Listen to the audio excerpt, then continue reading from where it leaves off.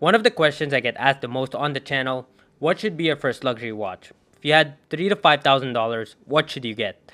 And in my opinion, the watch I'm going to be sharing with you guys today is probably one of the best watches you could get for around the $3,000 to $5,000 price point. And that is the Omega Speedmaster First Omega in Space, inspired by the CK2998. There's a few differences which we're going to talk about in today's episode, but nonetheless, this is one of the most undervalued Speedmasters out there. But guys, before I move on with this video, first wanted to thank ExquisiteTimepieces.com for supplying this watch in for review. If you're interested in this watch or any other Omega timepiece, make sure you check out ExquisiteTimepieces.com and let them know that you heard about them from the channel, and they'll hook you up over there at Exquisite Timepieces. But guys, my name is AB, I run the Watch Collecting Triad Productions, and in today's episode, I'm going to be sharing with you guys the Omega Speedmaster First Omega in Space. I'm going to be letting you know why I think this is one of the most undervalued Speedmasters out there, and of course, I'm going to be giving you guys the full specifications and the full review of this watch. So guys, let's check out the Omega Speedmaster First Omega in Space. So right away, the first thing you notice is the watch is very different from the Moonwatch. This FOIS flies under the radar because of the popularity of its bigger brother. This is actually the first difference. Unlike the Moonwatch, this watch has a 39.7mm case, making it 2.3mm smaller. Now the case has what Omega calls straight lugs, which gives it a very vintage inspired look, which is actually a feature we see in early pre-Moon Speedmasters. Now the original 2998 was the last iteration with straight lugs before the Speedmaster Professional.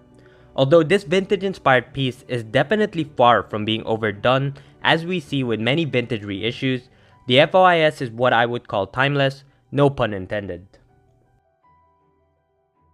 So when picking up the watch for the first time, the first thing you notice is how solid the construction of the piece actually is. As with all Omegas, it gives you the comfort of having a vintage inspired timepiece without worrying about wearing it every single day. The second thing you notice is the watch could use a beads of rice bracelet, for example, or a bracelet in general. While Omega doesn't supply one, I did manage to find a bracelet that would fit this watch when I owned the CK2998 Panda. I did find a really good bracelet, which I'm going to share with you guys in the comment section below, so make sure you check that out after this review. Now this next part is kind of geared towards Omega collectors, Speedmaster enthusiasts, because the stuff I'm going to be pointing out right now might not matter to most, but to Speedmaster enthusiasts, it's kind of a big deal. Three things: the crystal, the movement, and the hand at the 9 o'clock position. Now, let's start off with the crystal. The crystal now has sapphire, not Hesalite, and that might be a negative for many, even though technically sapphire is better. But Hesalite kind of gives this nice white sheen when it hits the light that it just looks really good, and for a lot of people who love Speedmasters, they just prefer Hesalite. But in my opinion, I would go sapphire all the time. Now the second thing is that subdial at the 9 o'clock position. The hands on the subdial is actually not authentic to the very first 2998. The very first 2998 had them all matching colors, but now they went with kind of a silverish leaf hand.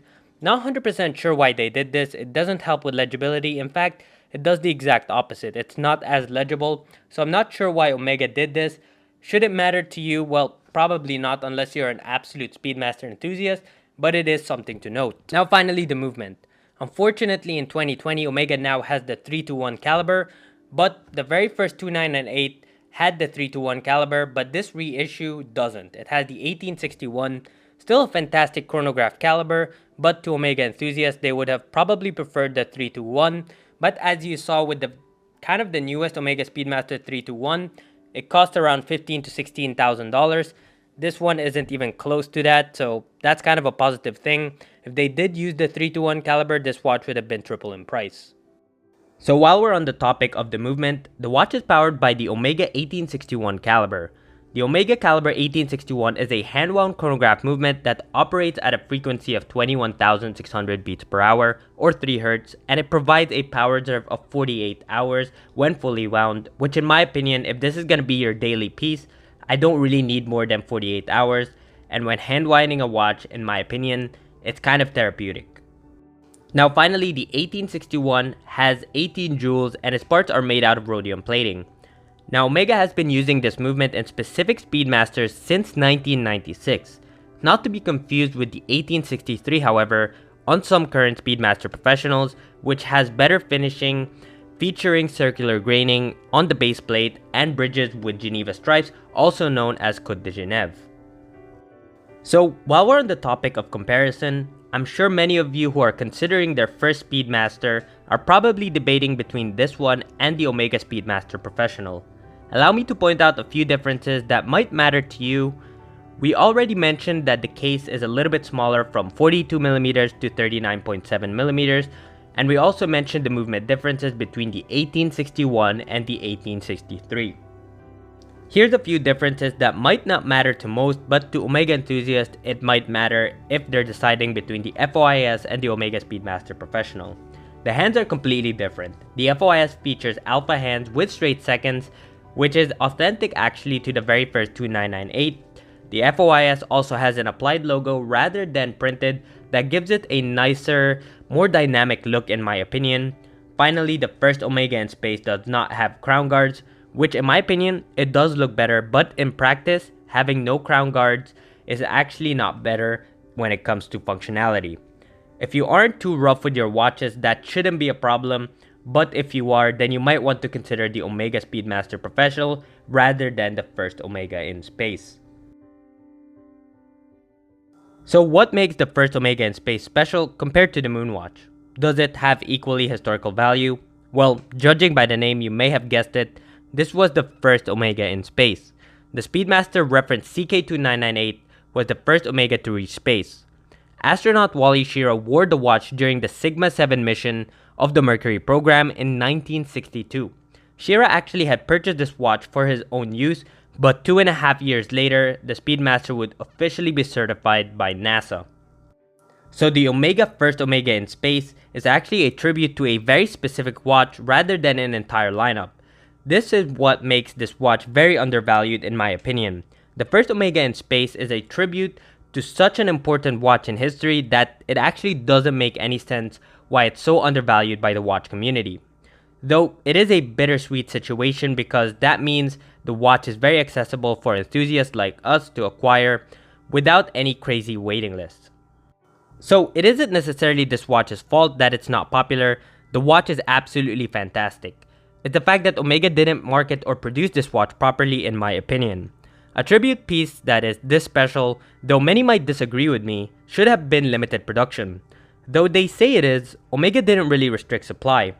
They should have restricted it a lot more, but with that being said, they probably learned their lesson as we're gonna see with the new 321 they came out with.